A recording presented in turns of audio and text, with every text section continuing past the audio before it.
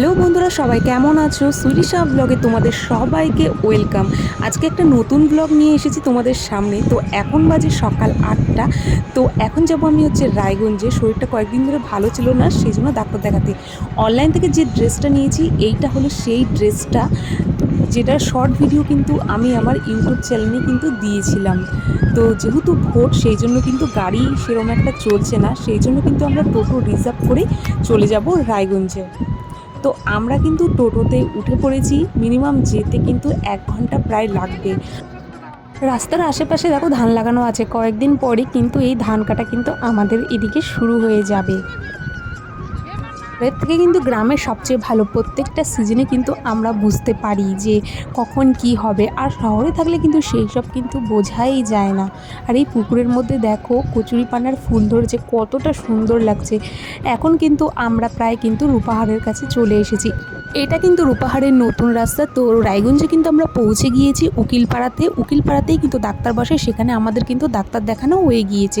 এবার আমরা ভাবছি কোনো একটা রেস্টুরেন্টে যাব। তো হঠাৎই কিন্তু মনে পড়লো যে রায়গঞ্জে দুর্গাপূজার সময় নতুন একটা রেস্টুরেন্ট খুলেছিল, যেটা হচ্ছে ঘরে বাইরে। তো রায়গঞ্জ থেকে একটু এগিয়ে যেতে হবে। তো আমরা কিন্তু ফাইনালি কিন্তু সেখানে পৌঁছে গিয়েছি। খোলা মাঠের মধ্যে এই রেস্টুরেন্টটা কিন্তু খুবই সুন্দর লাগছে আমার কাছে। বাচ্চাদের জন্য কিন্তু খেলার পার্ক আছে। আর ওই দিকে দেখো একটা নতুন সুইমিং পুল কিন্তু তৈরি করা হচ্ছে, যেটা এখনও কিন্তু কমপ্লিট করা হয়নি। এখন চলো রেস্টুরেন্টের ভেতরটা যাই, দেখি কি রকম ডেকোরেশন এরা করেছে। তো ভেতরে ঢুকেই তো আমি একদম পুরো অবাক হয়ে গেছি। একদম আগেকার দিনের মতো দেখতে লাগছে, পুরো একদম মাদুর দিয়ে সব কিছু সাজানো, বাঁশের বেত দিয়ে তৈরি করা কিছু জিনিস দেখো। এছাড়াও জায়গায় জায়গায় কিন্তু আমি পাখা দেখতে পাচ্ছি। জায়গাটা কিন্তু আমার কাছে খুব একটা ইউনিক লেগেছে। এছাড়াও ওপরে দেখো পুরো বাঁশের বেত দিয়ে তৈরি করা।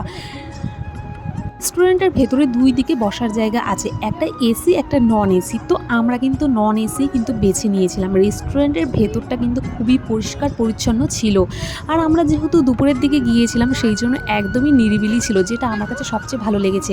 এরপর কিন্তু আমি মেনু কার্ড দেখো তোমাদেরকে দেখাচ্ছি। এখানে চিকেন থালি, মটন থালি, ফিশ থালি, এগ থালি কিন্তু এখানে ছিল। এছাড়াও কিন্তু স্পেশাল থালি ছিল।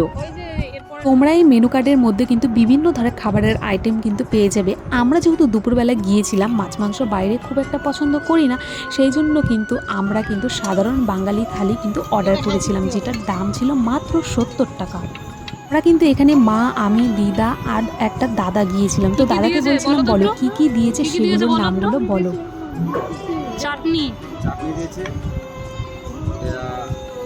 আলু ভেন্ডির তরকারি, তরকারি, এটা মানে পটলের তরকারি, ডাল, তারপরে ভাত আছে, এটা আলু ভাজি আছে, আলু ভাজা, এটা করলা করলা ভাজা, পাঁপড় ভাজা, ভাত, স্লাইড। খাবার দেখে তো আমার খুবই পছন্দ হয়েছে। অন্যান্য রেস্টুরেন্ট থেকে এই রেস্টুরেন্টের খাবার কিন্তু একদম খুবই সুন্দর। তো আমি সবাইকে বলছিলাম যে খাবার কেমন হয়েছে। সবাই কিন্তু এই রেস্টুরেন্টের খাবার খেয়ে একদম বলেছে একদম বাড়ির মতো, মানে খুবই সুন্দর। যদি এখানে 10-এ কত দিতে বলে, তো আমি এখানে 10-এ 10 দেবো, মানে এত সুন্দর খাবার দাবার হয়েছে। খাবার শেষ করেই কিন্তু আমরা টাকা পেমেন্ট করে বাইরে চলে এসেছি। আর বাইরের ডিজাইনটাও দেখো খুবই সুন্দর। মানে রায়গঞ্জের মধ্যে এরম একটা রেস্টুরেন্ট নতুন খুলেছে, মানে একদম মনের মতো যাকে বলে। তবে দিনের থেকে রাতের সৌন্দর্য কিন্তু সবচেয়ে বেশি। আর ভেবেছি যে পুরো ফ্যামিলি নিয়ে অবশ্যই এই রেস্টুরেন্টে আসবো, তবে রাতের বেলা আসবো, কারণ রাতের বেলা দেখতে সবচেয়ে বেশি সুন্দর লাগে।